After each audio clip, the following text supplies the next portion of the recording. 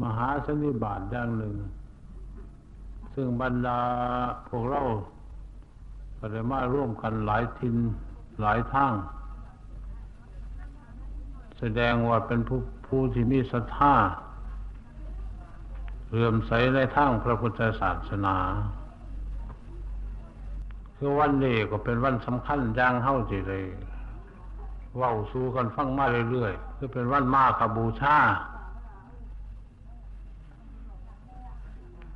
วันมาฆบูชาเป็นอย่างนี้ทุกทินทุกแห่งและทุกบ้านทุกเมืองผู้ที่เลื่อมใสในพระพุทธศาสนาก็เลยเตรียมดอกไม้ธูปเทียนเพื่อมาเวียนเทียนระลึกถึงคุณพระพุทธพระธรรมพระสงฆ์ให้เรื่องเล่านี่เป็นเรื่องเป็นเครื่องกระตุ้นเตือนจิตใจของบรรดาผู้ที่เลื่อมใสในพระพุทธศาสนา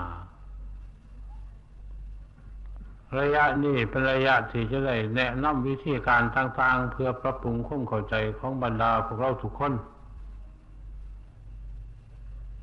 เริ่มแรกก่อนที่จะกล่าวถึงเรื่องเล่านี้ก็ขอให้พากันตั้งอกตั้งใจพิจารณาใครควรดึงสติจิตใจของตนให้มีสติสังวรระมัดระวังพิจารณาอยู่สละให้รับความสงบสงัดการพูดจาปราศัยก็ให้เยียบไปตลอดถึงการกระดุกกระดิกต่างๆนานาถ้าหากว่าเฮามีกิริยาอาการอย่างอื่นอยู่แล้วเรื่องเล่าต่างๆสิได้กล่าวหรือเว้าไปแล้วสิบ่เข้าใจจะต้องอาศัยการค้นคิดพิจารณาไปในตัวบ่แม่นว่าสักแต่ว่าฟังได้ยินเสียงแล้วก็สิแล้วไปโลดต้องให้เข้าใจรู้จักเนื้อเรื่องต่างๆที่เพิ่นกล่าวไปเพื่อเฮาสิได้น้อมนำไปฝึกหัดดัดแปลงจริตนิสัยของเฮาอีกทีหนึ่งบ่แม่นสักแต่ว่าฟังให้ได้ยินซื่อๆต้องใคร่ครวญพิจารณาอ่านไปนำการฟังของเฮาจึงสิได้ผลเต็มทีอันนี้ตามเรื่องของเพิ่นจะว่าให้มีการเคารพทั้งกายทั้งวาจาทั้งคิดใจให้เคารพต่อพระพุทธพระธรรมพระสงฆ์พุ่นละบ่แม่นว่าเคารพต่อผู้เว้าผู้เทศน์ผู้กล่าวเอียงหรอกการเคารพในธรรมะคำสอนของเพิ่นก็เรียกว่าเคารพพระธรรมหรือพระพุทธเจ้าตลอดจนถึงพระอริยสงฆ์ก็ในเรื่องเขาว่าพระพุทธพระธรรมพระสงฆ์อันนี้ทุกคนก็คงสิเข้าใจและเคยได้ยินได้ฟังมาตั้งนานมาแล้วแต่ว่าที่เข้าใจถึงหลักความเป็นจริงแค่ไหนเพียงใดอันนั้นบางที่บางคนก็สิว่าเข้าใจชัดอันนี้เริ่มแรกเนี่ยอยากอธิบายถึงเรื่องคำว่าพระพุทธพระธรรมพระสงฆ์ว่าเพิ่นอยู่ไสและมีคือเพิ่นมีคุณสมบัติจังไดบรรดาพวกเขาจึงได้อุตส่าห์พยายามมีดอกไม้ธูปเทียนมาเวียนรอบเป็นทักขิณาวัดหรือเป็นอุตราวัดจังเฮาสิเฮ็ดกันเมื่อกี้นี่ระลึกถึงคุณพระพุทธพระธรรมพระสงฆ์ที่เวียนรอบพระปฏิมากรอย่างพระพุทธรูปก็ได้เวียนรอบพระสถูปก็ได้แต่ก็ให้มีการระลึกถึงคุณพระพุทธพระธรรมพระสงฆ์คันนี้คำว่าพระพุทธพระธรรมพระสงฆ์บางคนสิบ่เข้าใจว่าอยู่จังไดบางคนก็สิระลึกถึงก็สินึกว่าพระพุทธรูปนั่นล่ะเป็นพระพุทธเจ้าหรือว่าเพิ่นตายไปแล้วก็เอารูปเพิ่นแทนไว้ทำนองนี้อันว่าพระธรรมก็สิเป็นคัมภีร์ใบลานอยู่หนังสือยังไปตามตาทำนองนี้ล่ะ ถ้าว่าพระสงฆ์ก็คงสิเห็นทั้งหมดพระเจ้าพระสงฆ์ยังสิเห็นกันนี่ล่ะว่าเป็นพระสงฆ์แต่นี่ก็แม่นอยู่แต่หังแม่นพระพุทธพระธรรมพระสงฆ์เป็นกิริยาการภายนอกเป็นเครื่องกระตุ้นเตือนจิตใจของเฮาอีกอย่างหนึ่งแต่ถ้าเข้ามองเข้าไปในด้านทางในหรือส่วนที่ลึกลับที่เกิดขึ้นมาเป็นพุทธะหรือพระพุทธเจ้านั้นว่าเป็นจังได๋คันเรื่องเล่าตามเพิ่นที่บัญญัติหรือกล่าวไว้ในตำนานต่างๆอย่างปฐมสมโภชหรือพุทธประวัตินั้นก็ตามอันนั้นเพิ่นก็กล่าวถึงเรื่องของบุคคลคือเป็นพระเจ้าแผ่นดินดวงหนึ่ง เรียกว่าสิทธัตถะราชกุมารอยู่ในเมืองกบิลพัสดุไอ้เรื่องนี้เพื่อนก็คงที่ทราบกันดีถ้าสิกล่าวตามทั้งปฏิบัติที่ได้พิจารณาไขควรมายังครูบาอาจารย์เพิ่งเคยแนะนำมาคือพระพุทธเจ้าก่อนที่เกิดเป็นพุทธเจ้าขึ้นมาพุทธะหมายถึงความรู้พุทธเจ้าก็หมายความว่าเป็นผู้ที่รู้จริงเป็นเจ้าแห่งความรู้จริงถ้าพูดตามภาษาง่ายๆเฮาคำว่าพุทธเจ้าอันนี้ถ้าหากสิกล่าวถึงตัวเรื่องต้นยังสิทธัตถะราชกุมารเพิ่นเป็นลูกพระเจ้าแผ่นดินในเมืองกบิลพัสดุพระเจ้าสิริสุโธทนมหาราชอันนั้นก็เป็นสักแต่ว่าในระยะนั้นเพิ่นจัดเป็นเพียงแค่โพธิสัตว์คือเป็นผู้ที่ควรจะตรัสรู้อยู่แล้วแต่ว่ายังบ่ทันได้ตรัสรู้เรียกว่าโพธิสัตว์โพธิก็หมายถึงความรู้อย่างที่กล่าวแล้วแต่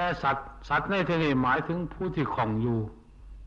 แต่ว่าผู้ที่คล่องอยู่ในโลกนี่แหละแต่ว่าผู้ที่ควรจะได้ตรัสรู้อยู่สัตว์ผู้นี้ว่าไง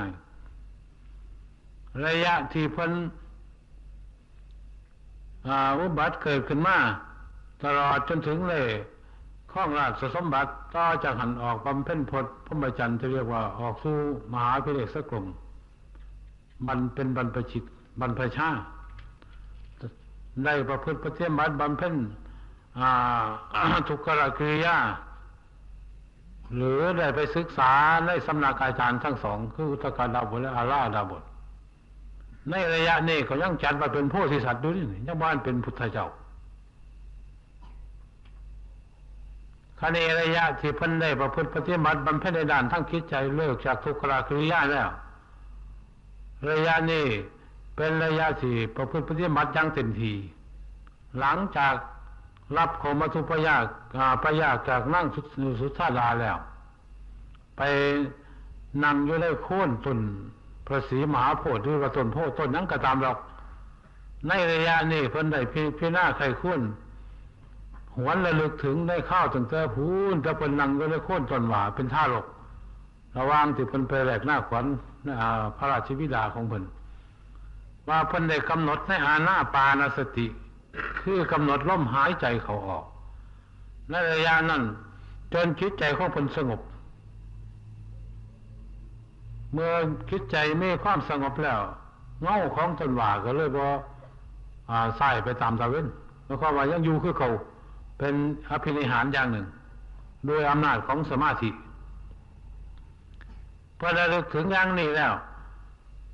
ก็เลยเอาอารมณ์มานี่แหละเป็นหลักในการที่นั่งเลยคุ้นตนโพตน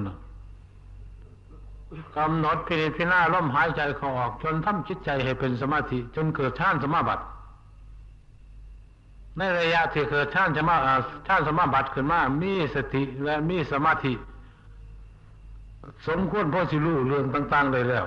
ก็มีปัญญาแทรกแซงรอบอยู่ในอาการของความสงบนั้นระยะนี้มีญาณพิเศษอันหนึ่งเกิดขึ้นเรียกว่าบุพเพนิวาสานุสติญาณคือระลึกชาติผลหลังได้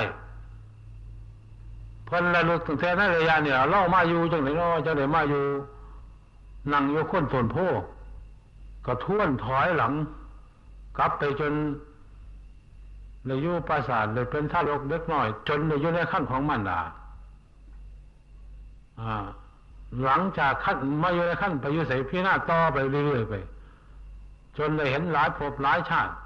ว่าชาตินั่นเป็นยังไงไม่รู้ว่าพันสันฐานอย่างไรมีสติปัญญารูปไหนวิธีใด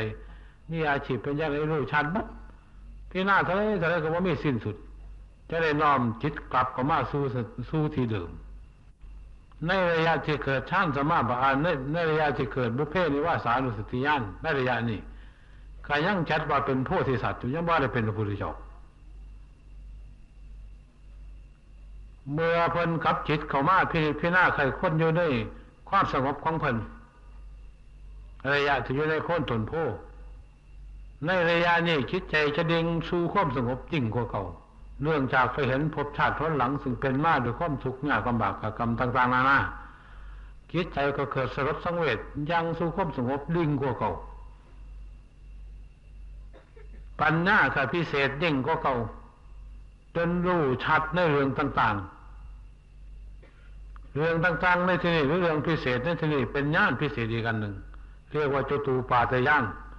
คือระลึกจุติเห็นจุติและเกิดของบรรดาสัตว์ทั่วไปเรียกว่าเห็นจิตวิญญาณของสัตว์ทั่วไปมัดในสากลโลกธาตุว่าผู้ใดกำลังสิมาเกิดเป็นมนุษย์เกิดเป็นสัตว์เกิดเป็นสัตว์นรกเปรตอสุรกายกำเนิดสัตว์เดรัจฉานเกิดเป็นเทวดาเทวดาก็เห็นชัดผู้ใดกำลังลงไปตกนรกลงไปเป็นเปรตเป็นผีหรือไปเป็นเทวดาอินทร์ภพอยู่แห่งใดคิดใจจะวิ่งว่อนอยู่ตามระยะของกรรมซึ่งเจ้าของได้กระทำไว้แล้วญาณอันนี้พิจารณาไปเท่าไรก็ยิ่งไปไกลเท่านั้นไม่มีสิ้นสุดเป็นอนันตนัยเพิ่นก็หวนย้อนกลับเข้ามาสู่ที่เดิมนี่คือเก่าถึงแม้ว่าจะมีปัญญาพิจารณาไขควรมีญาณพิเศษถึงขนาดนี้ก็ยังจัดว่าเป็นพระพุทธเจ้ายังบ่ทันเลยเรียกว่าเป็นโพธิสัตว์คือเก่าคะแนนพ่อคิดเข้ามาสู่ความสงบทวนจิตเข้ามาสู่ความสงบเป็นครั้งที่สองแล้วระยะนี้ก็ยิ่งเกิดสลดสังเวชและมีปัญญารู้รอบด้วยสิ่งต่างๆรู้ชัดไปหมดเพราะว่าเห็นจิตวิญญาณของสัตว์ด้วยทั่วสากลโลกธาตุทั้งหมื่นจักรวาลแสนโกฏจักรวาลวิ่งว่อนกันอยู่ตลอดเวลาหายากก็ยังเข้าถึงเห็นขันอยู่ยังคนอยู่ในโลกในระยะนี้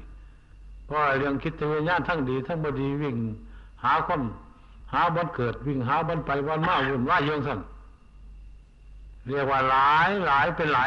ในระยะนี้ขณะการที่มาวิ่งหรือมาส่องหน้าส่องหลังคิดหันคิดหนีส่องหน้าไปหันมานี่หาบ่อนเกิดหาบ่อนไปบ่อนมาอยู่นี่จักสลายขับสลายขันมาแล้วเกิดความสลดสังเวชใหญ่ตู่จิตใจก็ยังลงสู่ความสงบดิ่งเข้าไปก็ก่อนก็เก่าว่าลงถึงอัดลงถึงทำลงถึงสภาพความเป็นจริงระยะนี้ล่ะจิตใจของมันจะละเอียดนิ่มนวลดิ่งกว่าอันใดสักอันในระยะนี้จนพิจารณาถึงความเกิดว่าไปเกิดนี่ไปเกิดจังไดแล้วมีเหตุจังไดไปเกิดถ้าบ่เกิดสิอยู่จังไดสิอยู่ได้หรือบ่ได้จังไดจนเพิ่นพิจารณาสาสางในด้านจิตใจซึ่งโอบอาบไปด้วยกิเลสอาสวะต่างๆนานาให้ใสแจ๋วบริสุทธิ์ไปเลยเพิ่นก็ยังได้ค้นพบถึงตัวความไม่รู้หรือความเขาที่เรียกว่าเป็นตัวอวิชชาซึ่งเป็นตัวภพตัวชาติตัวก่อเหตุก่อเรื่องจนพิจารณารู้เรื่องเมื่อร้อยตัดกระแสความบ่เกิดได้ตัดกระแสความเกิดได้คือบ่อยากเกิดเพราะว่าเห็นทุกข์เห็นยากในเรื่องความเกิดความแก่ความเจ็บความตายมาจากทะเลกับทะเลขันมาแล้วปัญญาความรู้เรื่องของความบ่เกิดนี่แหละจิตใจก็เป็นจิตใจที่บริสุทธิ์พุทธผ่องเต็มทีเมื่อพิจารณาควงคล้องเอาไปเท่านั้นก่อนนี่หลายต่อหลายเป็นอนันตนัยเรียกว่าทำจิตใจให้บริสุทธิ์พ้นจากอาสวะกิเลสต่างๆนานาบ่มีอะไรมาปิดมาบังมาโอบมาอาบหรือมีมลทินนิดหนึ่งบ่ได้มีเลยมีความบริสุทธิ์เต็มทีอันนี้เพิ่นจัดว่าเป็นญาณพิเศษอย่างหนึ่งเรียกว่าอาสวัคยญาณพ่อได้ญาณขันนี้จังได้นามว่าเป็นพุทธเจ้าเป็นเจ้าแห่งความรู้จริงทั้งหลายได้พิจารณารู้รอบไปเมื่อหมื่นจักรวาลแสนโกฏจักรวาลก็จะได้เป็นพระพุทธเจ้าได้จะต้องเป็นผู้ที่มีความรู้ยิ่งถึงขนาดนั้นเนี่ยเมื่อไรมาเอิญน้ำลูกน้ำหลังของเพิ่นเอิญน้ำยศน้ำศักดิ์ของเพิ่นเอิญน้ำคุณธรรมที่เพิ่นได้ประพฤติปฏิบัติฝึกหัดพุทธขึ้นมาจากจิตใจของเพิ่นนั้นนี่เลยใช้ว่าเป็นพุทธเจ้าเป็นเจ้าแห่งความรู้จริงอยู่จักโทรศัพท์โทรกันบรรดาพวกเขาที่มีความเคารพรบนอบหรือมีการเวียนเทียนก็ตามหรือกราบก็ตามไหว้ก็ตามตลอดถึงการทำบุญทำทานรักษาศีลเมตตาภาวนายังไปตามเรื่องการระลึกถึงคุณของเพิ่นผู้เพิ่นเลยประพฤติปฏิบัติเกิดของพิเศษขึ้นมาในจิตใจของเพิ่นเนี่ยเพิ่นเฮ็ดยากถึงขนาดเลยถึงแม้เป็นอาสัตย์แท้ๆเพิ่นก็ยังอุตส่าห์พยายามทนทุกข์ทรมานมาจากทะเลมาแล้ว กลัวสิเกิดพุทขึ้นมาในจิตในใจของเพิ่นว่ามันของข่อยปานใดนี่ละบรรดาพวกเขาจะได้อุตส่าห์พยายามมากราบมาไหว้มาระลึกคิดถึงเพิ่นอยู่ตลอดเวลาว่าพระพุทธเจ้าเกิดมองนี่ปัญญาพิเศษของเพิ่นเกิดขึ้นมามองนี่ล่ะว่าพระพุทธเจ้าคืออาสวัคยายญาณพิเศษตั้มคิดใจแห่งบริสุทธิ์เมื่อเพิ่นมีคิดใจบริสุทธิ์พุทธผ่องดีแล้วก็ได้พิจารณาไข้ควรกุ้งขวงออกไปจนรู้จักเรื่องธรรมะต่างๆที่จะเอามาฝึกมาสอนมาแก้มาไขบรรดาสัตว์ทั่วไปผู้อยู่ในขันต่ำก็มีขันกลางก็มีขันละเอียดก็มีศาสนาธรรมคำสั่งหรือคำสอนของเพิ่นนี่แหละจัดว่าเป็นพระธรรมก็นี่ผู้ประพฤติปฏิบัติตามคำสั่งหรือคำสอนของเพิ่นอันนี้เพิ่นจัดว่าเป็นพระอริยสงฆ์แล้วพระสงฆ์คือหมู่ใหญ่นี่ถ้าเข้าพูดเข้ามาในด้านภายในพระพุทธเจ้าเกิดขึ้นแล้วคือพุทธะเกิดขึ้นแล้วนั่นเป็นพุทธะในด้านภายในก่อนจะเกิดพุทธะขึ้นพอเกิดพุทธะขึ้นแล้วความรู้ต่างๆที่พุทธะรู้ไปนั่นจัดว่าเป็นพระธรรมการที่ได้ประพฤติปฏิบัติมาจนถึง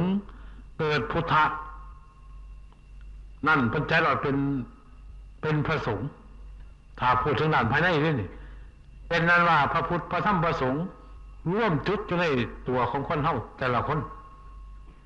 ถ้าหากเข้าประพฤติปฏิบัติถึงจุดนั้นแล้วส่วนพระพุทธพระธรรมพระสงฆ์ทางนอกก็ย่างที่ก้าวแล้วหั่นล่ะฉะนั้นพระพุทธพระธรรมพระสงฆ์เพิ่นได้จัดว่าพระรัตนตรัยคือเอิ้นหรือว่ารัตนะอิหยังก็เอาก็สิว่าไปเป็นแก้วอันประเสริฐเฮาจึงได้น้อมเข้ามาเป็นที่ระลึกคิดถึงการระลึกการกราบการไหว้การเคารพนอบน้อมก็เรียกว่าเคารพนอบน้อมในธรรมะของเพิ่นที่เป็นสัจธรรมคือเพิ่นเป็นเจ้าแห่งความรู้จริงเมื่อเคารพของเพิ่นก็เรียกว่าเคารพตัวเฮาคือกันเพราะพระพุทธพระธรรมพระสงฆ์ถ้าพูดมาอีกอย่างหนึ่งมีอยู่นำพวกเขานี่ล่ะถ้าเข้าว่าเป็นปฏิบัติขึ้นเต็มทีแต่ว่าถ้าผู้ใดประพฤติปฏิบัติขึ้นในระยะนี้ซึ่งเฮาได้รู้หรือได้เฮียนได้รับคำสั่งคำสอนจาก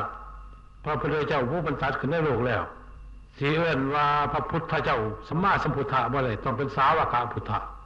ก็เรียกว่ามีความรู้คือกันก็เรียกพุทธะคือกันคือความรู้พิเศษที่จะยกระดับชีวิตจิตใจของตนให้ขึ้นเหนือระดับโลกก็เรียกว่ามีพระพุทธพระธรรมพระสงฆ์เต็มทีในตัวของเผยของมันนี่อะไรอธิบายถึงเรื่องพระพุทธพระธรรมพระสงฆ์ให้เข้าใจในรูปนี้นี่พูดถึงในด้านสายปฏิบัติคันนี้ปัญหาอย่างที่กล่าวไว้ในหมายกำหนดการที่เพิ่นว่าคนเกิดมา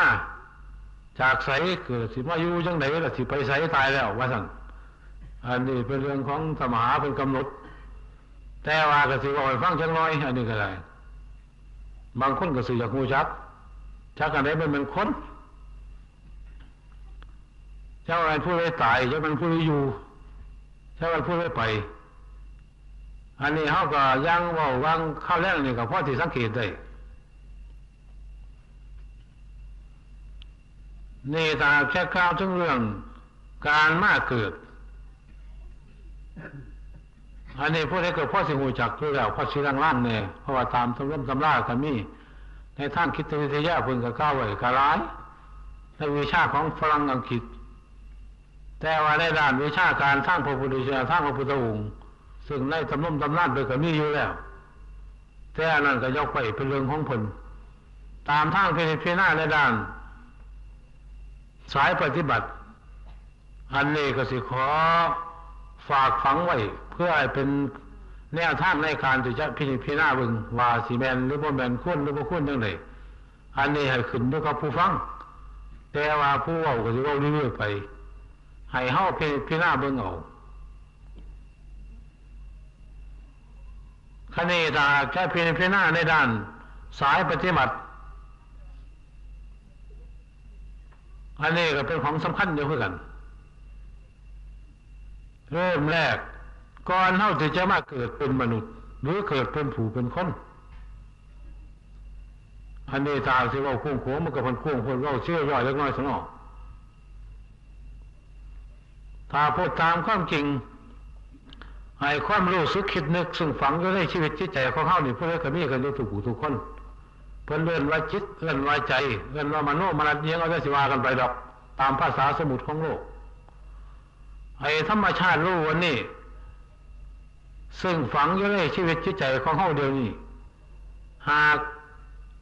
ธาตุสี่อันนี้มันแตกสลายออกจากกันตามสมมติที่เฮาว่าตาย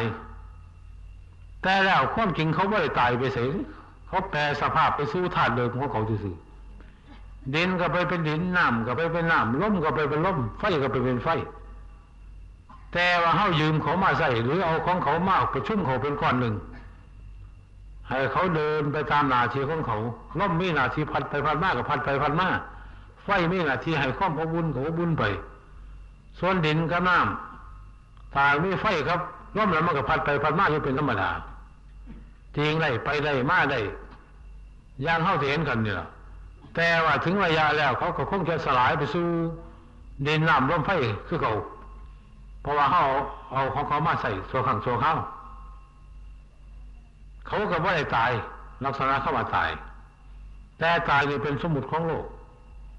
คณิตาค่านั้นนี่แยกออกจากกันไปแล้วเรื่องคิดวิญญาณรูปเวทนาสัญญาสังขารหรือวิญญาณซึ่งเป็นธรรมชาติรูปเรียกว่ามานามธรรมหรือเรียกว่ามโนมนัสยังได้สิว่ากันไปไอ้เจ้านี่ก็บ่ยักษ์ตายคือกันนั่นนี่ไอ้ธรรมชาติรูปอันนี้หากร่างกายหากธาตุอันนี้ขยายออกจากกันแล้วเพิ่นกับรูปดีๆอยู่คือเฮาอยู่นี่ล่ะแต่หังบ่มีร่างกายสิไปไสมาไสรู้ชัดปั๊บอยากว่าอย่างนั้นก็บอกอยู่เขาแจ้งว่ามีเสียงเพราะว่าหลอดเสียงอยู่ข้อเขาอยู่บ่มีธรรมชาติรู้นี่จะรู้อยู่สั่นล่ะสิไปไสมาไสอันนั้นขึ้นอยู่กับกรรมซึ่งเฮาได้กระทำไปแล้วทั้งกายทั้งวาจาทั้งใจคือเฮาสะสมฝังไว้ในธนาคารอันนี้แหละถ้าพูดถึงธนาคารถ้าพูดถึงว่าตู้เซฟคือตู้เงินแต่ว่าฝังไว้ในจิตใจอันนี้แหละเพราะเฮ็ดหน่อยเฮ็ดหลายเฮ็ดด้านดีหรือบ่ดีอย่างที่ว่าให้ฟังมาแรงมาร่วมด้วยนี่เมื่ออันนี้แตกออกจากกันแล้วดินน้ำลมไฟเพิ่นนี่ก็เอาอันนั้นล่ะเป็นสมบัติหรือเป็นเครื่องสนับสนุนส่งต่อไปในหมุนต่อไปในการข้างหน้าสิไปไกลไปไกลไปสูงไปต่ำไปรูปใดวิธีใดขึ้นอยู่กับเหตุคือกรรมซึ่งเป็นของละเอียดฝังอยู่ในจิตใจของเฮาหั่นล่ะคราวนี้ถ้าเพิ่นนี่มีกรรมสมควรเพราะที่มาเกิดเป็นผู้เป็นคนหรือจะไปเป็นสัตว์เป็นหยังก็ตามระยะนี้ก็เป็นระยะที่แสวงหาบันเกิดยากอยู่นี่มองนี่ก็ได้หายากก็เฮาหากันเดี๋ยวนี้สมมุติถ้าพูดตามความจริงจังสิไปเกิดนำผู้จังได๋แล้ววาสนาบารมีมันจะถูกต้องพอดีพอดีกันเดี๋ยวก็ไปหาคนนั้นเดี๋ยวก็ไปหาคนนี้ถ้าหากวาสนาบ่ถูกต้องกันก็ไปยากบางคนไปหาแล้วก็บ่พอสิได้เกิดนำก็บ่ได้เกิดละเมื่อบ่ได้เกิดผู้ที่มักผู้ที่ชอบก็เลยบ่ต้องเกิดเลยต้องหมุนไปทางใหม่สิไปเกิดนำผู้ดีเป็นเจ้าฟ้ามหากษัตริย์เศรษฐีข้าบดีก็ไปบ่ได้เพราะวาสนาตัวบ่ถึงต้องวิ่งหากันอยู่ซั่นระยะที่กำลังหาเนี่ยเพิ่นจัดว่าเป็นสัมภเวสีคือแสวงหาบ่เกิดแล่นหาอยู่ซั่นถ้าหากว่ารอคอยผู้พอสิเกิดได้ก็รออยู่หั่นล่ะไอ้เรื่องมื้อนี้ถ้าพูดถึงเรื่องบ่อนตาเฮาบ่เห็นแล้วจักสิแม่นบ่แม่นให้พี่เอาแต่ก่อนกำลังที่เป็นจิตวิญญาณอยู่หั่นใครแน่ดอกไปหันมานี่ก็พอรู้เรื่องแน่พ่อน้อมว่าสิมาเป็นสัมภเวสีคือว่าสิมาอยากเกิดพ่อระยะนี้มืดตุนี้นี่มืดหน้ามืดหลังมืดทุกเรื่องจะมาทางไหนเป็นทางไหนห้องเข้ามามากเกิดตัวนี้มันเป็นเรื่องอุปทานยึดหรือเป็นเรื่องยึดภพยึดชาติมันบังหนทางสิไปทางไหนมันเป็นเรื่องใหญ่ในชีวิตก็ว่าได้ ฉะนั้นในระยะที่แสวงหาบ่เกิดพ่อเลยบิดามารดาซึ่งสมควรแก่วาสนาบารมีซึ่งกันและกันถูกต้องจริตนิสัยซึ่งกันและกันแล้วระยะนี้ก็ต้องมาปรึกษาหารือกันสะก่อนในระหว่างพ่อผู้ที่เป็นพ่อผู้ที่เป็นแม่ว่าจะให้เกิดได้หรือบ่จังได๋สิรักษารับผิดชอบในความเป็นอยู่เพียงใดแค่ใดสิรักษาบริหารรักษาไปฮอดไสสิทำร้ายกันหรือบ่จังได๋ผู้ลูกก็ต้องปรึกษาพ่อปรึกษาแม่ผู้แม่ก็ต้องปรึกษาลูกต่างคนต่างทำสัญญาซึ่งกันและกันจนกลัวสิล่องลอยกันแล้วก็เลยยังเข้ามาปฏิสนธิได้ถ้าหากว่าสั่นก็สิมาทำร้ายกันก็ได้ง่ายๆผู้ที่มาอยู่ในผู้ที่เป็นลูกสิมาทำร้ายแม่ก็ได้ง่ายๆผู้แม่ที่ทำร้ายลูกก็ได้ง่ายๆถ้าหากว่าสัญญากันไปในด้านจิตวิญญาณในด้านภายในแต่แล้วถึงขนาดนั้นมันก็ยังมีการกระทำกันอยู่เรื่อยๆได้ระยะซึ่งโลกเขาเห็นกันในปัจจุบันท่านนี่พ่อได้เขาอยู่แล้วสมควรพ่อเป็นพ่อเป็นแม่แล้วก็เขาสู้ปฏิสนธิมีการตั้งธาตุตั้งขันธ์อยู่ในหันแล้วอยู่ในขั้นของมารดาจนกลัวสิได้เป็นลูกเป็นน้ำขึ้นมาก็ต้องอาศัยการพิจารณาสั่งสรรค์จัดธาตุให้อยู่ในระดับอันเดียวกันถ้าธาตุอยู่ในระดับอันเดียวกันก็แตกสลายไปต่างคนก็ต่างรักษาซึ่งกันและกันผู้เป็นมารดาก็ต้องระมัดระวังรักษาอยู่สั่นจนกลัวสิใหญ่โตขึ้นมาพ่อจะคลอดออกมาเป็นผู้เป็นคนระยะนี้เขาจะต้องมีภาระเกี่ยวกับการสร้างธาตุสร้างขันธ์ด้วยว่ามันค่อยๆปานนี้นี่ไปทนทุกข์ทรมานอยู่ในสถานที่คับแคบนั่นก็ตั้ง9 เดือน10 เดือนอันนี้ก็ต้องทุกข์กันเต็มทีอันนี้เพิ่นจัดว่าเป็นมหันตทุกข์ทุกข์บอกแก้ไว้แล้วแต่ว่าเขาบ่รู้จักถ้าหากผู้ใดไปพิจารณาไปเห็นในระยะนี้แล้วน่าสลดสังเวชสงสารเจ้าของว่าเป็นผู้ทุกข์ไงเดือดร้อนบนว่าอยู่ในสถานที่คับแคบนี่ว่ามันของง่ายไปเลยเพิ่นจังจัดว่ามหันตทุกข์คือทุกข์บักไงสำหรับคนเฮาเพิ่นจัดมหันตทุกข์ไว้2 อย่าง2 ครั้งครั้งที่ 1ก็ได้แก่อยู่ในขั้นของมารดาบ่สิคลอดออกมาเนี่ยครั้งที่ 2ก็ได้แก่คิดวิญญาณก็ต้องสิถอดออกจากร่างคือตายนี่จัดเป็นมหันตทุกข์ไง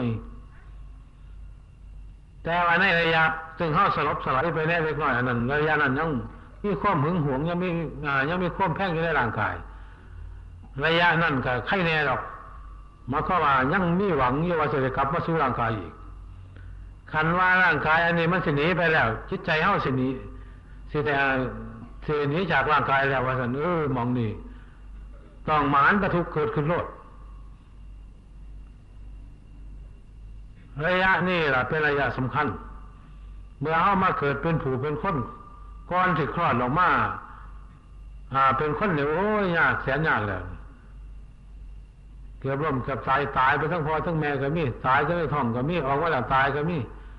เรียกว่าไปคนละไร่ไอ้เรื่องเล่าเนี่ยก็ขึ้นอยู่กับเรื่องของกรรมซึ่งเฮาได้กระทำไว้ตั้งแต่ข้าวหลังเมื่อเกิดขึ้นมาเป็นผู้เป็นคนแล้วก็ใครแน่มาเลี้ยงดูผู้ปกรักษากันอยู่แต่ว่าสัญชาติความเมตตาสงสารซึ่งกันและกันเรียกว่าเป็นพรหมของบุตรยังมีประจำอยู่หรอกสำหรับบิดามารดานอกจากสิ่งใหญ่ข้าหน้าบานขึ้นมาแล้วก็จังค่อยเปลี่ยนเป็นลูกใหม่ดังบรรดาสัตว์ต่างๆด้วยกันหรือผู้คนเฮาบางคนก็อาจจะเป็นไปทำนองนั้นระยะการเนี่ยมื้อนี้ถ้าหากเข้ามาเพียรหน้าในด้านสมาธิภาวนาจนจิตสงบจิตอยู่ในอำนาจของจิตของเฮาแล้วเฮาสามารถที่จะไปเข้าสู่ปฏิสนธิเบิ่งว่ามีความทุกข์แค่ใดขนาดใดหมายความว่าพิจารณาถอยหลังไปอย่างที่กล่าวแล้วอันนี้เฮาจะเห็นรสชาติของความเกิดว่ามีความทุกข์แค่ใดขนาดใดตลอดถึงการตายว่ามีความทุกข์ขนาดใดแค่ใดแล้วล่องทนล่องตายเป็นกันยังไงต่อเมื่อเฮาประพฤติปฏิบัติจิตใจอยู่ในอำนาจแล้วอันนี้เป็นเรื่องสำคัญแต่ในเรื่องความเกิดของคนเฮาถ้าพูดตามความจริงแล้วก็มาจากอำนาจของกรรมง่ายๆอย่างเฮาสิว่ากันเมื่อแรกเนี่ยกรรมซึ่งแสดงออกทั้งกายทั้งวาจาทั้งจิตใจทั้งคำดีคำบ่ดีผลก็ทั้งดีทั้งบ่ดีอย่างเฮาเห็นกันอยู่สิล่ะ ให้เรื่องที่มาเกิดก็เกิดจากวิดามารดาอย่างสั่นแล้วเมื่อเกิดขึ้นมาแล้วอันนี้มันได้คุกคีกับอารมณ์ของโลกร้อยอันพันประการก็จะเปลี่ยนแปลงไปตามการเวลาไปในระยะนี้เป็นของสำคัญคราวนี้เมื่อเขาเกิดขึ้นมาแล้วจะสิปรับปรุงเจ้าของให้เขาอยู่ในหลักทำคำสอนของพระพุทธเจ้าระยะนี้ก็นวดีหลายตาผู้รู้สึกคิดนึกและมีความห่วงความอะไรเมตตาสงสารเจ้าของอย่างบรรดาพวกเขาถือมาร่วมกันดังมือนี้ก็แสดงว่าเป็นผู้เมตตาสงสารหรือต้องการจะให้เจ้าของมีความสุขความเจริญปราศจากเวรภัยต่างๆนานาเขาจะได้มาศึกษาคนขวรและหลักคำสอนของพระพุทธเจ้าเพื่อจะแก้ไขการประพฤติปฏิบัติของเขาให้เป็นไปในทางที่ดีในระยะที่อยู่นี่ก็ต้องเป็นผู้ที่คนขวรถึงหลักถึงธรรมอย่างนี้เราจึงจะเป็นไปเพื่อความเจริญในการต่อไปเราจึงจะรักษาฐานะของมนุษย์นี้ไว้ได้ถ้าคนว่าไม่ธรรมะในขันจะเรียกว่าเป็นมนุษยธรรมบ่เป็นคนโดยสมบูรณ์หรอกอันนี้ยากเสียครับมาเกิดเป็นคนหนึ่งก็เพราะมันของงายไปไหนหลายภพหลายชาติหลายครับหลายกันไอ้เรื่องเรานี่เป็นเรื่องที่เฮาควรคิดและพิจารณาเบิ่งถ้าเกิดขึ้นมาเป็นคนมีการประพฤติปฏิบัตินอกเหนือไปจากคำสอนของพระพุทธเจ้าแล้วว่าจะต้องเป็นไปในทางต่ำแล้วเมื่อเราไปแล้วสั้นเดียวเราก็สิครับขึ้นมาเป็นคนง่ายๆอย่างนั้นนี่ระยะนี้เป็นระยะที่จะต้องเป็นไปนะกลัวสิหวนกลับมาเลยว่ามันคล้องคอยแต่ละภพแต่ละชาติมันมาคือเฮาเลยหลดเลยเรื่อยมันไปกันแบบไงถ้ากลับมาอีกชาตินึงเราก็เริ่มหลงอีกนับบ่อีกคือเราหั่นล่ะอันนี้เป็นเรื่องเกี่ยวกับจิตวิญญาณซึ่งเฮาพิจารณาเบิ่งแล้วสิเห็นเป็นเรื่องใหญ่เรื่องบักใหญ่ในโลกธาตุอันนี้ก็เป็นปัญหาสงสารสำหรับผู้ที่บ่ได้คิดบ่ได้นึกหรือบ่ได้อ่านถึงชีวิตความเป็นอยู่ของเจ้าของจักหมุนไปโลกในวิธีใดไอ้เรื่องเหล่านี้ก็เป็นหน้าที่ของนักปฏิบัติธรรมหรือพวกเข้าพุทธิมาวัดมาว่าควรพิจารณาเบิ่งให้ดีเมื่อเวลาเข้ามาเพิดมาเพิ่มเข้ามาหลุ่มมาหลงมาลุ่มหลงไปตามอารมณ์ต่างๆซึ่งคิดใจเลยเสกสรรขึ้นเข้าเพื่อสิมาสงบสงัดพิจารณาเบิ่งคิดใจของไผของมันซะก่อนเข้าบ่ใครมีความสงบนี่เลยมากขันโยบ้านมันก็แล่นหอแล่นหอบอยู่นี่เราแม่นอนอยู่ไปแล้วก็ยังไปอยู่นอนหลับอยู่ก็ยังฝันไปซาท่าอยู่ดีขันมาฟังเทศฟังธรรมหรือว่าฟังความอารมณ์ก็ให้สงบไปยังไงแล้วก็ดีเรื่องละมันก็สิดีคนๆก็ยังหางขี้โคขาดอยู่อันเรื่องคิดใจของคนให้เป็นที่หน้าเบิ้งในแม่เรื่องของผู้ใดก็ได้ให้เรื่องอารมณ์ต่างๆของโลกหรือของทางบ้านทางเมืองก็ให้เฮาสงบไปจักหน่อยซะก่อนบ่แม่นเรื่องสิเอามาเอาแข่งกันนี่แหละอุ่นต้องเป็นที่หน้าเบิ้งให้มันดีให้เรื่องมื้อนี้ล่ะเป็นหน้าที่ของบรรดาพวกนักปฏิบัติธรรมให้เฮาสังเกตสังกาเข้ามาในด้านจิตใจของไปของมันเวลามันคิดเวลามันนึกเวลามันปรุงมันแต่งเวลามันส่องหน้าส่องหลังไปตามอารมณ์มั่วเมาของโลกการรู้จักเรื่องเจ้าของเนี่ยคันว่าเป็นผู้เป็นคนนอกจากจะว่าเป็นคนเรื่องของคนเฮาก็สิเป็นศีลเป็นธรรมนี่จะเรียนว่าคนนี่จะเรียนว่ามนุษย์นี่ถ้าบ่จักภาษาของมนุษย์ก็เรียกว่าเป็นคนนี่ไอ้เรื่องเหล่านี้ล่ะเป็นเรื่องซึ่งเฮาควรสังวรระมัดระวังเพราะว่าในฐานะที่เฮามาสงบสงัดมาในวัดป่าหรือมาในสถานที่สงบเงียบต้องการความสงบสงัดในด้านจิตใจกายวาจานี่ก็ต้องให้สงบแต่ปานนั้นมันก็ยังบ่ได้สังเกตถึงเหตุการณ์ในเรื่องของใจถึงมันส่องหน้าส่องหลังไปหันมานี่มันหาคุกหาขี้ส่องหน้าส่องหลังส่องหามันไปหน้าไปหลังไปหาเจ้าของบ่ดีมาทับถมเจ้าของให้เรื่อย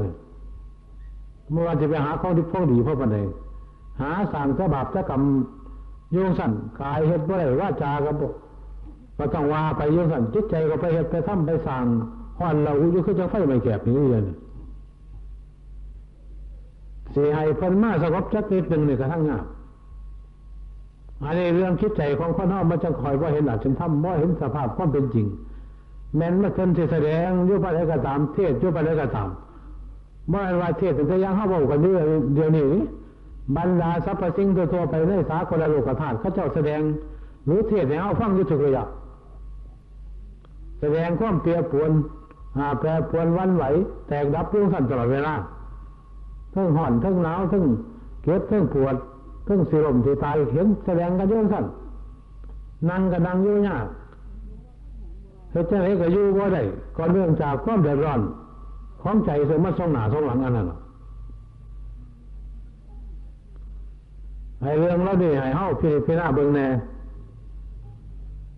เพื่อสิได้เบิ่งเหตุการณ์ของใจว่ามันส่งไปจังได๋มันมาจังได๋เฮามาเกิดนี่เฮามาจังได๋เกิดแล้วเราสิอยู่ส่ำใดสิอยู่เฮ็ดจังได๋อย่างนี้มาถ้าสิตายสิไปจังได๋อย่างนี้ไอ้อันเรื่องเล่านี่เฮาก็เลยเว้ากันอยู่มาบ่เซาก็เรียกว่าเป็นไปตามอำนาจของกรรมเรื่องตายก็เลยเว้าแล้วยังเมื่อกี้นี่ล่ะถ้าธาตุอันนี้มันแตกสลายออกไปแล้วคิดแต่ว่าญาคือความรู้สึกคิดเท่ากันนี่มันก็สิอยู่คือเก่านี่ล่ะก็แล้วตั้งแต่กรรมมันสิสนับสนุนส่งต่อไปในรูปแบบวิธีใดอันนั้นขึ้นอยู่กับเฮาเฮ็ดเฮาทำเอาเขาเจ้าสิส่งไปไสสิมาไปไสมาไสอยู่ไสไปไสอันนั้นเป็นเรื่องของเฮาเฮ็ดหมดคือจังเฮาอยากมาบ้านก็เป็นเรื่องของเฮาเฮาอยากไปบ้านก็เป็นเรื่องของเฮาเฮาอยากนั่งอยู่ซื่อก็เป็นเรื่องของเฮาเฮาอยากเว้ากันก็เป็นเรื่องของเฮามันสิเป็นเรื่องของผู้ใดอยู่หั่นเป็นเรื่องของเจ้าของคิดขึ้นเว้าไปว่าไปนึกไปก็เป็นเรื่องของเฮาทั้งนั้นมันบ่มีผู้ใดสิมาบังคับบัญชาบ่มีผู้ใดสิมาทำให้เฮาเป็นไปได้นอกจากตัวเฮาเองที่เรียกว่าจิตเจตนาเป็นคิดขึ้นในด้านจิตใจในด้านภายในหั่นล่ะอันนี้ขอให้พากันคิดพากันนึกและพากันพิจารณาเบิ่งแต่ละคนเกิดขึ้นมาก็อยากได้ความดีหลายอยากได้ความสุขความเจริญหลายตั้งยศถาบรรดาศักดิ์ก็อยากได้หลายรูปพรรณสันฐานก็อยากได้หลายให้เป็นผู้มีรูปร่างสวยงดงามตามประเพณีของโลกที่เขานิยมกันว่าเป็นนางงามนางเงือกอย่างเมืองไผก็อยากดีหลายแต่อยากดีซื่อๆที่บ่เฮ็ดเอาอยากว่าล้วนเราอยากให้เทวดาเอามาให้หรืออยากให้ผู้ใดเอามาให้รู้เพิ่นว่าให้ฟังก็บ่อยากฟังสิอยากมีแต่อยากขึ้นไปแนวใหม่เพิ่นปันดอกเพราะกันกับมาหน่อยเหยียบไฟเพิ่นบ่มักไอ้เรื่องมื้อนี้มีแต่เรื่องบ่อยากเฮ็ดบ่อยากทำเรื่องหาทางออกหาทางหลีหาทางหลบหาทางสร้างบาปสร้างกรรมมาใส่เจ้าของอยู่ซั่นไอ้เรื่องมื้อนี้มันเหมาะมันควรกับในฐานะที่เรียกว่าเฮาเป็นมนุษย์แล้วบ่ให้เฮาพิจารณาเบิ่งแน่บรรดาทุกผู้ทุกคนผู้ที่ย่างตัวเข้ามาวัดมาว่าให้หามาลังวัดมาแทกมาแน่เจ้าของเบิ่งแน่ว่าเจ้าของเป็นรูปใดวิธีใดถ้าหากไม่ได้คิดไม่ได้อ่านแต่มันก็ให้พวกเขาแหละเนื้อจะรุมจะรังหมดแล้วพวกมันว่ายังหยังเราก็จะไปใส่กันก็มีแต่ที่ยิ่งเขียวด้วยกันเรากันพวกมันเอาไปเอามากกับเต็มยองกันท่อนละคือบ่มีหนทางที่เห็นยังไม่เห็นอย่างอื่นว่าจะเห็นอะไรเฮียยังว่าเลี้ยกินเลื่อยไปแต่พุทธพี่ไปหรอกว่ายังหนาจะหลังเรากับพวกมันเรื่องมนุษย์ของคนเฮาในระยะนี้กำลังที่หวนขับไปสู่ด้านฝ่ายต่ำเลยด้วยเรื่องของคิดใจหรือฐานะของใจบ่ว่าตั้งแต่ผู้ใดซึ่งเป็นเกิดขึ้นมาในยุคนี้ในระยะนี้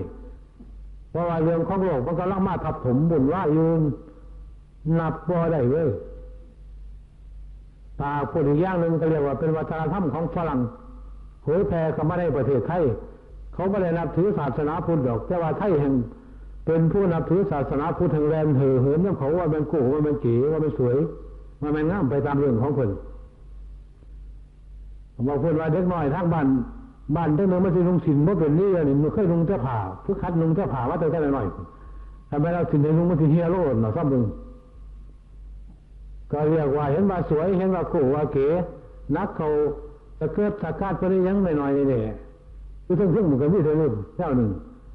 เป็นเครื่องแต่งตัวที่ห้ามไหว้กราบไหว้ไหวทั้งนั้นมึงไม่อยากให้เคารพรอบๆเจ้าพระพุทธพระธรรมพระสงฆ์เขาวัดเขาว่ากายหยาดนั่งบ่ได้ขันมูใส่กางเกงขับๆนั่นก็นั่งบ่ได้คือกันเท่านั้น ถ้าเป็นพอใส่มาใส่ก็ไปนอนกับเพื่อนลงอย่างนั้นเลยเรื่องมวยไม่ใช่แต่มันเฮ็ดป้องกันไม่ว่าอยากกราบว่าอยากไหว้ว่าอยากเคารพนอบน้อมต่อพระพุทธพระธรรมพระสงฆ์ตลอดจนถึงบิดามารดาผู้เฒ่าผู้แก่พุ่นล่ะเรียกว่าเป็นเครื่องแต่งตัวของพวกฮิปปี้ฮิปเบอร์ยังตามภาษาของเขาว่ายังหลังไม่มีศาสนาพุ่นไอ้เรื่องจิตใจของคนเฮากำลังสิหวนกลับไปในรูปนี้สำหรับเด็กน้อยไว้รูปในระยะนี้เราว่าได้คำนึงถึงศีลถึงธรรมนักเขาว่าจะเคารพพ่อฮอนเมเมื่อเคารพผู้น้อยผู้ใหญ่ล่ะอยากไปตามเรื่องเขาเจ้าของเถอะไอ้เรื่องของมันเองว่ามันว่าอันว่าเคารพผู้อื่นมันสิเสียผู้อื่นนี่มันเสียเจ้าของท่านนี้มันบ้านหัวเมือเจ้าของไม่รู้สึกเจ้าของพอบ่หัวจักรวาลนี้เป็นของดิบของดีบ่จักรวาลนี้เป็นของบ่ดีนึกว่าใจเจ้าของชอบย่างเลยกับว่าแม่นั่นเป็นของดีอันนี้พ้นเทียบไว้คล้ายๆก็ว่าให้เฮาสังเกตเรื่องบรรดาสัตว์ทั่วไปอย่างลิงเฮานี่ไหมผู้ใดก็เคยเห็นตัวลิงแม่นเสียวท่องค่ำหรือแก้วแหวนแสนจริงยังกระตำเอาว่าไอ้เพิ่นเมื่อนี้เพิ่นไม่อยากได้หรอกมัวซ่าหรอกกันลองเอาเตียงน้อยเขากล้วยมาให้ไว้ในบ้านให้ธรรมญาโดเพิ่นเห็นว่ามันของดีเห็นแค่กินทันนี้เลยเราของดีของดีก็บ่จักเรื่องหรอกไอ้เรื่องของจิตใจของคนเท่าซึ่งบ่เคยอบรมในด้านศีลธรรมบ่อบรมในด้านธรรมะบ่มีความเคารพนอบน้อมต่อผู้เฒ่าผู้แก่พ่อแม่ตลอดจนถึงพระพุทธศาสนามันก็หันลงไปเป็นสัตว์คักๆนี่แหละไอ้เรื่องเรานี่เป็นหน้าที่ของเฮาควรคิดและควรพิจารณาเบิ่งเพราะว่าทุกคนก็ต้องการความสุขความเจริญในชีวิตของเจ้าของในฐานะที่เกิดขึ้นมาเป็นคนมาเป็นมนุษย์ก็ให้มีความดีความดีเป็นเครื่องหมายของคนอยู่ในจังหน่อยค่ะใครอยู่ในนี่ล่ะนี่จังหน้าจังหลังจังอะไรเป็นคนจังอะไรว่ามันคนเรามีแต่หูซ้ำทุกข์ตานี่แต่กิริยามารยาทความเป็นอยู่ซึ่งแสดงออกทั้งกายทั้งวาจาตลอดจนทั้งจิตใจมันเลิกกลายเป็นอย่างอื่นไปแล้วถ้าหากเป็นไปในรูปนี้ก็เป็นชีวิตที่เต็มไปด้วยนาทุเรศสงสารเนี่ยเราเฮาถือว่าสงสารตัวของเฮาหรือว่าจะสิไปยังไหนต้องไหนว่าจะได้เฮ็ดตามใจเจ้าของมักกว่าเป็นเอาหลดกันเฮ็ดไปหน้านั้นมันก็เฮ็ดได้คือว่าล่ะแท้งเพิ่นบ้านย่านบ้านเห็นทุกข์เห็นยากในระยะเพิ่นกำลังหวงร่างกายสังขารอยู่นี่เพิ่นบ่เมื่อหรอกบัดร่างกายสังขารหรือธาตุที่นี่แปรสภาพบอกไว้พุ่นล่ะนี่แต่คิดวิญญาณอย่างเดียวอันนี้เพิ่นสิหาแล้วพึงพิงอาศัยได้ยากดอกคนว่ามีบุญกุศลก็สิมีแต่บาปแต่อกุศลสิไปเป็นหมู่เป็นพวกลากข้อไปว่ายังไงไม่ใช่ลากไปแก้ได้ล่ะระยะนั้นเป็นระยะที่ร่างกายเฮาบ่มีหวังแล้วเฮาปล่อยถึงร่างกายซึ่งเฮาเคยหึงหวงมาแต่ก่อนถ้าบ่มีแล้วก็สิหาเลยเป็นที่พึงพิงอาศัยนอกจากบุญกุศลคือความดีถึงเขาได้สร้างไว้ทั้งกายทั้งวาจาทั้งจิตใจเท่านั้นไอ้ความดีอันนี้แหละบุญกุศลซึ่งเข้าฝังไว้ในจิตในใจซึ่งในกระทำทั้งกายทั้งวาจานี่แหละจะเป็นเพื่อนสองหรือเป็นครูชีวิตจิตใจที่นำทรงต่อไปหลายภพหลายชาตินำจิตวิญญาณไปจะไปเกิดในภพหลายชาติหลายภูมิเลยก็เป็นเรื่องความดีกับความไม่ดีเลยที่นำติดต่อหอยตามเรื่อยไปเป็นพอเป็นแม่ดูแลปกปักรักษาอยู่ตลอดเวลาถ้าคนได้สั่งเอาบ่ดีก็เอาตรงที่ว่าบ่ดีเราเป็นครูชีวิตจิตใจถ้าสั่งได้ดีก็มีได้ดีเราเป็นครูชีวิตจิตใจบัดห้าได้บ่ดีมากเราจะเยอะสะห้องจะให้ท่อนว่าปันต้มเจ้าว่าเจ้าของในทุกข์ว่าเนี่ยว่าทุกข์ว่าเนี่ยว่าบ่โอ้บ่เขียวว่ามีโรคมีภัยหลายๆบ่คือบ้านคือเมืองคนเราจะสิว่ากันไปเราคนจมในปลายเหตุสีมาแก้ปลายเหตุมันแก้ว่าอะไรหรอกคันว่าแก้ตั้งแต่ต้นเหตุแก้ต้นเหตุต้องแก้ตั้งแต่การประพฤติปฏิบัติในระยะที่เฮาเป็นมนุษย์อยู่นี่ล่ะในระยะที่เฮาเป็นคนถ้าบ่แก้ได้แล้วเท่านั้นบ่มีทางหรอกเดี๋ยวนี้เกิดมาแก้ที่นี่เกิดมาเตรียมการที่จะเดินไปสู่ความบริสุทธิ์นี่บ่แก้บ่เหตุบ่ทำมาอยู่ในมนุษย์โลกฉะนั้นมนุษย์โลกคนจังจัดว่าเป็นสถานย่านกลางในการบำเพ็ญคุณงามความดีความบ่ดีก็มาเฮ็ดอยู่นี่ล่ะเพราะยังว่าผู้ที่เกิดขึ้นมาเป็นมนุษย์หรือเป็นผู้ที่หาได้ยาก เป็นผู้ที่ไม่ลาภสักการหลายคิดโฉมนุษย์สัพพิลาโภยังป้าชิดเป็นข้าวไว้ผู้ที่ได้มาเป็นมนุษย์หรือเป็นผู้ที่มีโชคมีลาภหลายสามารถสั่งเอามากระผลกันยังไงสั่งเอาสวรรค์นิพพานกันยังไงสั่งเอาเทศเป็นเศรษฐีข้าบดีเจ้าฟ้ามหากษัตริย์กันยังไงถ้าจะเอาไปในด่านไฟดีเป็นเจ้าฟ้าเป็นพญาจักรพรรดิราชกันยังไงถ้าผู้ต้องการบดีก็สั่งเอาล่องไปทั้งตำบลและทั้งอบายโลกทั้งเปรตและสุรกายกำเนิดเสวยฉานด้วยสารโลกไปเลยวัดกามาสางก็ได้มนุษย์โลกในทั้งนั้นผู้ใดเอาไปเห็นที่ว่าไหนบ้านบำเพ็ญบารมีอยู่นี่พระพุทธเจ้าทุกๆองค์ก็มาสั่งบารมีอยู่นี่ล่ะทั้ง10 ทัศหรือ30 ทัศยังบารมีคือท่าอุปบารมีและปรมัตถบารมีสั่งก็ได้โลกมนุษย์นี่มัดพระเจ้าทุกองค์ก็มาสั่งอยู่นี่พระอริยเจ้าทุกองค์ก็มาสั่งอยู่นี่มนุษย์ทุกโลกทุกน้ำก็มาสั่งอยู่นี่สิไปนรกเปรตและสุรกายหรือไปเป็นสัตว์เป็นอย่างก็ต้องมาสั่งอยู่นี่มัดแต่ว่าด้านบ่ดีก็เลยไปทางบ่ดีด้านดีก็เลยไปดีแล้วจะได้เหตุซึ่งเฮาเฮ็ดเท่าทำไว้ในกายในวาจาในใจของเฮานี่ล่ะได้แนะนำในวิธีการฝึกหัดดัดแปลงเจ้าของหรือในวิธีการสร้างเหตุสร้างผลสร้างคุณงามความดีซะเจ้าของที่จะนำตัวเฮาไปเกิดไปอยู่หม่องใดแก่ใดไปได้รับความทุกข์ความยากแก่ใดขนาดใดอันนี้เฮาเพิ่งเข้าใจว่าขึ้นอยู่กับการกระทำของเขาที่เรียกว่าเป็นตัวกรรมกรรมก็หมายถึงการกระทำคือเหตุเมื่อมีเหตุแล้วผลก็จะต้องเป็นไปตามเรื่องของเหตุเหตุหน่อยผลหน่อยเหตุหลายผลหลายสิ่งนี้จากหลักของเหตุนี่เป็นไปว่าอะไรทั้งนั้นอย่างเข้าสิมาอยู่น้ำกันระยะนี้ก็ทำนองเดียวคือเก่าหันจะต้องเป็นมาจากเหตุดังนั้นพระพุทธเจ้าก็จึงตัดเข้ามาเหตุเท่านั้นแล้วมั้งเมื่อเหตุจังไรผลก็ต้องจังสั่นคือการกระทำของเฮาทุกอย่างที่จะเป็นไปในทางดีทางบ่ดีก็เรียกว่าเป็นการสร้างเหตุมีอะไรแนะนำในวิธีการพิจารณาธรรมะในวันมาฆบูชาซึ่งบรรดาพวกเขาได้มาร่วมกันหลายบ้านหลายเมืองเป็นผู้ที่เสียสละภารกิจการงานต่างๆทั้งบ้านทั้งซองมาโดยกำลังศรัทธาปาศรัทธาอย่างเต็มที่ในมาร่วมกันอยู่ในวัดว่าแห่งนี้แหละจะเรียกว่าเป็นวัดป่าคนเมืองอำเภอเสรภูมิ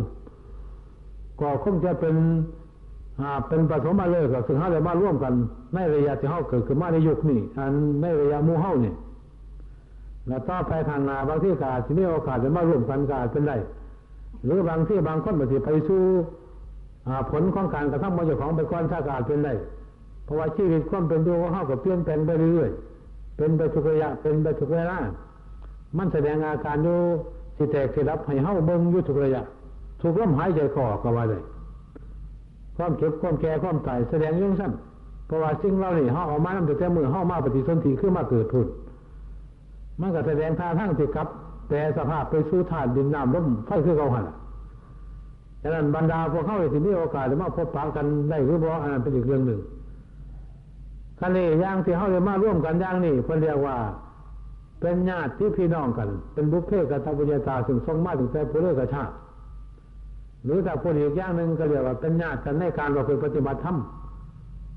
ญาติธรรมปฏิปันโนโหติก็ว่าได้ก็จะว่าไปตามอย่างหนึ่งเป็นญาติกันในการประพฤติปฏิบัติศีลธรรมลักษณะเข้ามาญาติพี่น้องซึ่งเป็นผู้ที่ใกล้ชิดกันย่างญาติพี่น้องสายโลหิตย่างโลกที่เขานิยมกันอันนั้นก็เรียกว่าเป็นญาติบ้านเกิดเป็นพี่น้องกันเมื่อวานญาติในทางธรรมะคำสอนของพระพุทธเจ้าเป็นกล่าวไว้นี่ข้าวายญาติหมายถึงเป็นผู้ที่ใกล้ชิดหรือเป็นผู้ที่สนิทสนมนี่ความเห็นอันเดียวกันนี่การประพฤติปฏิบัติเสมอกันนี่ทิฏฐิเสมอกันเพิ่นยังจะเป็นญาติคือเป็นผู้คุ้นเคยกันสนิทสนมกันใกล้ชิดที่สุดผู้ใดบ้านไหนเมืองไหนก็ตามก็จะได้เป็นญาติพี่น้องกันถ้าเป็นลูกพ่อเดียวแม่เดียวกันแต่ว่ามีความเห็นไปต่างกันว่าถูกกันพิษกันที่ขาที่แกงกันยังแล้วแต่ที่เหตุกันไปนั่นเรียกว่าเป็นญาติกันเป็นคู่กับคู่เล่นกันก็ว่าได้นี่ขอให้บรรดาพวกเขาดีใจที่ได้มาร่วมกันประพฤติปฏิบัติศีลธรรมอย่างมื้อนี้มีการฟังเทศน์ฟังธรรมกันมาหลายกันเรียกว่าคล้ายๆกับว่าตลอดวันก็ว่าได้ เฮาก็พยายามบำเพ็ญขันติธรรมกันตลอดมื้อก็ว่าได้ในอุตสาห์พยายามนั่งทนทุกข์ทรมานฟังเทศน์ฟังธรรมพินิจพิจารณาไปแน่หยังแน่ตามกำลังศรัทธาความสามารถของไผของมันแล้วก็เห็นที่สมควรกับกาลเวลาต่อจากนี้ไปก็ขอให้บรรดาทุกท่านทุกคนผู้ที่มาร่วมกันอยู่ในสถานที่นี้จงให้ประสบแต่ความสุขความเจริญทุกที่ภาราธิการดีวัง